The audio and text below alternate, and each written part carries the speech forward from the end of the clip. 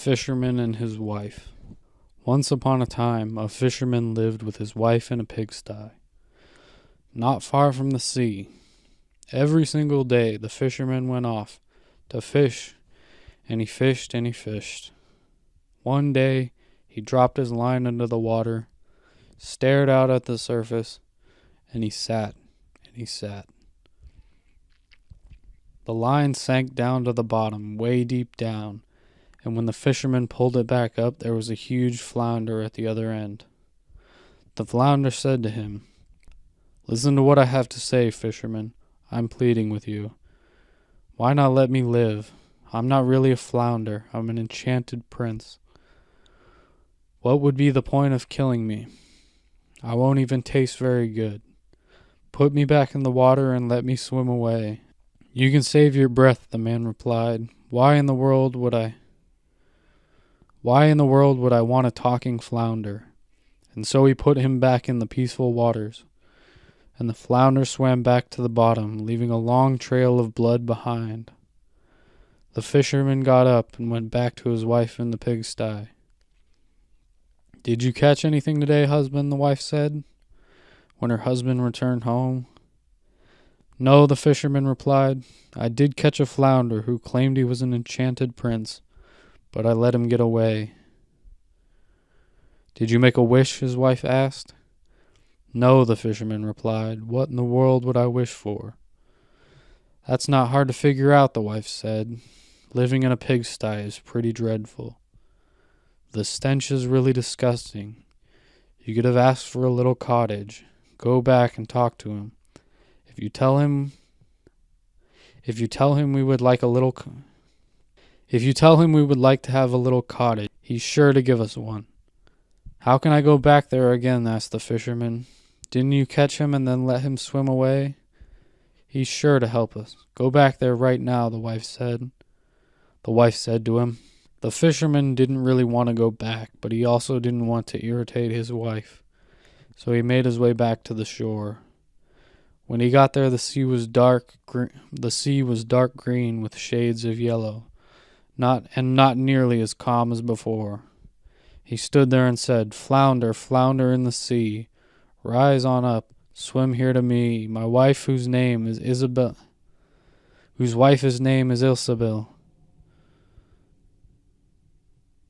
has sent me here against my will."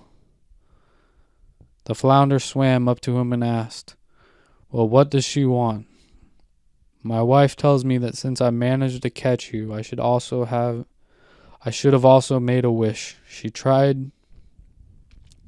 She's tired of living in a pigsty, and she'd rather live in a cottage." "Just go on home," the flounder said. "She's already living in it." The fisherman went home, and his wife was no longer stuck in the pigsty. Instead, she was sitting on a beach by the door of a little cottage. She took him by the hand and said, "Come on in, take a look around. This is much better, isn't it?" They went indoors and found a little hallway and a lovely little parlor, and a bedroom with a bed for each of them, and a kitchen with a pantry and all the best furnishings and utensils, tin and brass, everything you could ever want. And behind the cottage there was a little farmyard with chickens and ducks, along with a garden full of vegetables and fruit. "Just look," said the wife. "Isn't this wonderful? Let's just hope it stays this way, and then we can live in peace." "We'll see about that," said the wife. And they sat down to eat and went to bed. Everything was fine for a week or two. Then the woman said, "Listen to me, husband. This cottage is getting a bit too crowded, and the barnyard and garden are really too small. That flounder could have given us a bigger house. I'd rather be living in a big stone castle. Go talk to the flounder and tell him to give us a castle." "Dear wife," said the husband, "this cottage is really good enough for us. Why would we want to live in a castle?" "Nonsense," the wife replied. "Just go talk to the flounder. He'll take care of it." No, wife, said the man. The flounder just gave us this cottage. I don't want to go back again. He might be offended. Get going now, said the wife. He can do it, and he won't mind at all. The man went with a heavy heart, and he wanted to turn back. He thought to himself, this is just not right, but he left anyway. When he arrived at the shore, he saw that the water was no longer green and yellow, but purple and black. But purple and dark blue, and gray and murky on top of that. It was still calm as he stood there and said, Flounder, flounder in the sea, rise on up, swim here to me. My wife whose name is Ilsebil has sent me here against my will. Well, what does she want this time? Asked the flounder. The fisherman was very upset and said, now she wants to live in a big stone castle. Just go home. She's already standing at the entrance, the flounder said. The fisherman left and thought that he would go back home, but when he got there, he found a big stone castle, and his wife was standing at the top of the steps.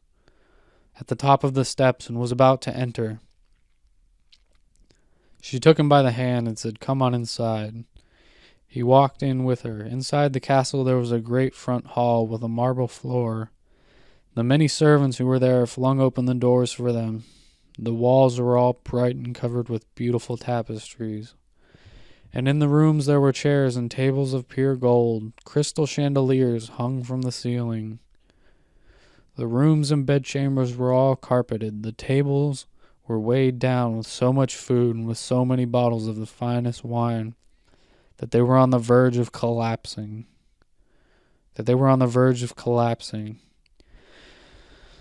Behind the castle there was a courtyard with barns and stables and with the most elegant carriages, along with stalls for horses and cows. There was also a magnificent garden with the most beautiful flowers and fruit trees, and a park that was at least a half a mile long, with stags and deer and hares in it, along with everything else you could possibly imagine. Well, said the woman, now isn't this better? Yes, it is, said the fisherman, and may it stay that way. We can keep this beautiful castle and live in peace. We'll just see about that, his wife said. Let's sleep on it. And with that they went to bed. The next morning the wife woke up first. It was dawn, and she could see from her bed the magnificent countryside around the castle. Her husband was just about to begin stretching when she poked him in the side with her elbow and said, Husband, get up and look out the window. Why can't we be the rulers of this land? Go talk to the flounder and tell him that we want to be king. But my dear wife, said the man, why would we want to be king? I don't want to be king. Well, said the wife, maybe you don't want to be king, but I want to be king. Go talk to the flounder and tell him that I want to be king. But wife, said the fisherman, why would you want to be king? I can't tell him that. And why not? Asked the wife. Just get going. I have to be king. The fisherman was unhappy that his wife wanted to be king, but he went anyway. That's just not right. It's not right at all, he thought. He didn't want to go, but he went anyway. When he arrived at the shore, the sea was gray and black, and the water was churning up from below, and had a foul smell to it. He stood there and said, Flounder, flounder in the sea, rise on up, swim here to me. My wife named Ilsebil has sent me here against my will. What does she want now? Asked the flounder. Oh my goodness, said the man. Now she wants to be king. Go on home, she already is, said the flounder. The fisherman went back home, and when he got there, the castle had become much larger, with a tall tower and magnificent decorations. Sentries were keeping watch at the entrance, and there were many soldiers around, along with the sound of drums and trumpets. When the fisherman got inside, he saw that everything was made of pure marble and gold, and the furniture was covered in velvet with large golden tassels. The doors of the great hall opened up, and the entire royal household was present. His wife was seated up high on a throne of gold and diamonds. She was wearing a big golden crown and holding a scepter made of pure gold and precious stones. To her left and right were a row of ladies in waiting, each one head shorter than the last. The fisherman stood before her and said, "Goodness, wife, so now you really are king." "That's right," she replied. "Now I'm king." She stood there and looked at him. He stood and looked at her, and after he had gotten a good look, he said, "Now that you're king, let's leave well enough alone. We don't have to wish for anything else." "I'm afraid not, husband," said the woman, and she was beginning to look uneasy. Time is already weighing heavily on my hands. I just can't stand it any longer. Go talk to the flounder. I may be king now, but I've got to become an emperor as well." "Wife, said the man, "why would you want to become an emperor?" "Husband," she said, "go talk to the flounder. Tell him I want to be an emperor." "Oh, my dear wife," said the man, "he can't make you an emperor. I can't tell the flounder to do that. There's only one emperor in the realm. The flounder can't make you an emperor. He'll never be able to do that." "What are you talking about?" the woman said. "I'm the king and you are my husband. Just get going. Off with you. If the flounder can make me king, he can make me emperor. I am going to become emperor no matter what. Now get out of here." And so he had to leave, but the fisherman was filled with dread when he went away. He thought to himself, "This is not going to end well. Asking to be emperor is just going too far. The flounder is going to have had enough." When he arrived at the shore, the sea was all black and murky. The waters were heaving up from the depths and throwing up pebbles. The wind was so strong that the waters were choppy and covered with foam. The fisherman was terrified. He stood there and said, "Flounder, flounder in the sea, rise on up, swim here to me. My wife named Ilsebil has sent me here against my will." "What does she want now?" asked the flounder. "Oh, flounder," he replied, my wife now wants to become emperor." "Go on home," said the flounder. "She already is." The fisherman returned home, and when he got there, he discovered a palace made of polished marble with alabaster statues and golden ornaments. Soldiers were marching around at the entrance, blowing trumpets and beating drums. Inside the building, barons and counts and dukes were going about discharging the duties of the servants. They opened the doors for him, which were made of pure gold. He went inside and found his wife sitting on a throne made of a piece of solid gold, a good 2 miles high. On her head was a golden crown 3 ells high and studded with diamonds and emeralds.